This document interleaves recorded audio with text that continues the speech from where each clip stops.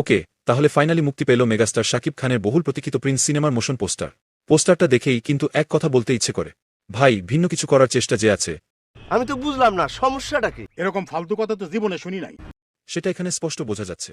কারণ আজকের দিনে দাঁড়িয়ে শুধু বড় স্টার হলেই আর চলে না, দর্শক চায় নতুন কিছু, আলাদা প্রেজেন্টেশন। বলেন কি? আর প্রিন্স এর মোশন পোস্টার দেখে অন্তত এটুকু বলা যায়, এখানে চেষ্টা আছে, চিন্তা আছে। এখন আসি আসল কথায়। এর আগেও আমরা শাকিব খানকে ব্যাক টু ব্যাক গ্যাংস্টার রোলে অনেক সিনেমায় দেখেছি, একটার পর একটা মুভিতে একই টাইপের চরিত্র। যেদিন থেকে খবর বের হলো যে প্রিন্স মুভিতেও শাকিব খান আবার গ্যাংস্টার চরিত্রে ফিরছেন, সেদিন থেকেই পাবলিকদের মাথায় একটাই প্রশ্ন, আচ্ছা আবার কি সেই পুরনো ফর্মুলা? আবার কি একই লুক, একই অ্যাটিটিউড, একই গল্প?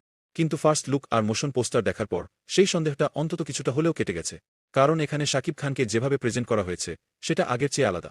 প্রিন্স নামের সঙ্গে শাকিব খানের লুক, বডি ল্যাঙ্গুয়েজ আর অ্যাটিটিউড পুরোপুরি ম্যাচ করে। এখানে সে শুধু গ্যাংস্টার না, এখানে সে একজন রাজকীয় গ্যাংস্টার। হাতে যে কাস্টমাইজড ম্যাসিভ গোলাকার অ্যাটাচমেন্টটা দেখা যাচ্ছে, সেটা দেখেই বোঝা যাচ্ছে এবার সে শুধু ভিলেনদের উড়িয়ে দেবে না। ভিলেন উড়ানোর মধ্যেও থাকবে স্টাইল, থাকবে ক্লাস, থাকবে একদম প্রিন্স লেভেলের সোয়াগ।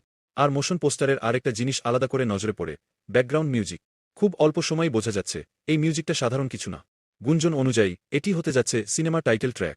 আর ইন্ডাস্ট্রি সূত্রে শোনা যাচ্ছে এই টাইটেল ট্র্যাক বানাতে নাকি খরচ হয়েছে প্রায় 5 লাখ টাকা। এখন আপনারাই হিসাব করুন, একটা মাত্র গানের পেছনে যদি এত বড় ইনভেস্টমেন্ট হয়, তাহলে পুরো সিনেমার প্রোডাকশন ভ্যালু কোনো লেভেলে যেতে পারে।